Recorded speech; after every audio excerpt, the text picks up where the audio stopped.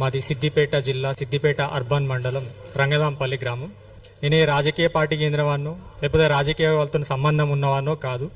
ఒక యాదవ సామాజిక వర్గానికి చెందినవాన్ని, ఒక బీసీ రైతు బిడ్డగా మేము ముందుకు వచ్చిన.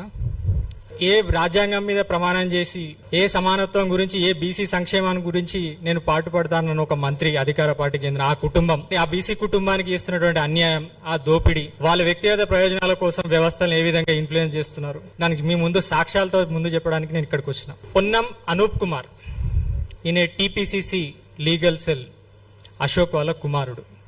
మంత్రి, బీసీ సంక్షేమ శాఖ మంత్రి అయినటువంటి పొన్నం ప్రభాకర్ వాళ్ళ అన్న కుమారుడు. మాకు 13 ఎకరాల ఒక వ్యవసాయ భూమి సిద్దిపేట అర్బన్ మండలం పక్కకు ఆనుకొని ఉంటుంది. అది దాదాపు ₹1,00,000 వరకు గజం ఉంటుందండి దాని వాల్యూ. అది ఇప్పుడు 150 కోట్ల విలువ ఉంటుంది.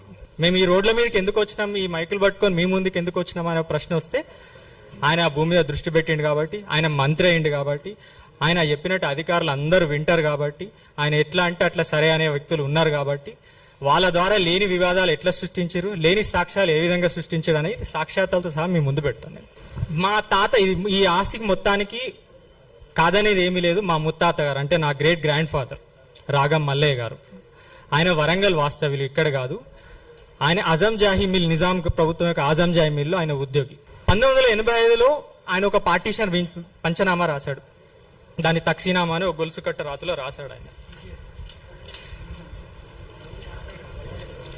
దాంట్లో స్పష్టంగా ఆయన ఏం రాశాడంటే, ఈ గొలుసు కట్ట రాత ఇది ఎవరు కూడా ఇప్పుడు రాసే వాళ్ళు లేరు, దీన్ని చదివితే అర్థం చేసుకునే వాళ్ళు కూడా లేరు. అప్పుడు ఎవరైనా పూర్వం ఉన్న వాళ్ళకైతే ఈ రాతలు అర్థం అవుతాయి సహజంగా.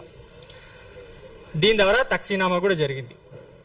తక్సీనామాలో వరంగల్లో ఉన్నటువంటి ఆస్తులు వాళ్లకు, ఇక్కడ కొంత ఆయన మా ముత్తాత గారు కొంత భూమి అమ్మిన డబ్బులు ఆ మిగతా కుమారులకు పంచి ఇవ్వగా మిగిలిన భూములు మాకు వచ్చినాయి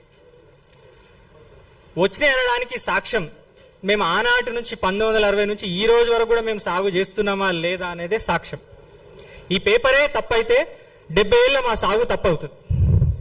మరి పేపర్ తప్పైతే మేము 70 సంవత్సరాల నుంచి ఈ కుటుంబం ఎందుకు వ్యవసాయ సాగులో ఉంది? వాళ్ళు అనేక కారణాలు చెప్పొచ్చు, ఇది కుటుంబ పంచాయతీ అని, ఇది రక పంచాయతీ అని. మరి 70 సంవత్సరాల నుంచి ఈ వ్యక్తి సాగులో ఎందుకున్నాడు?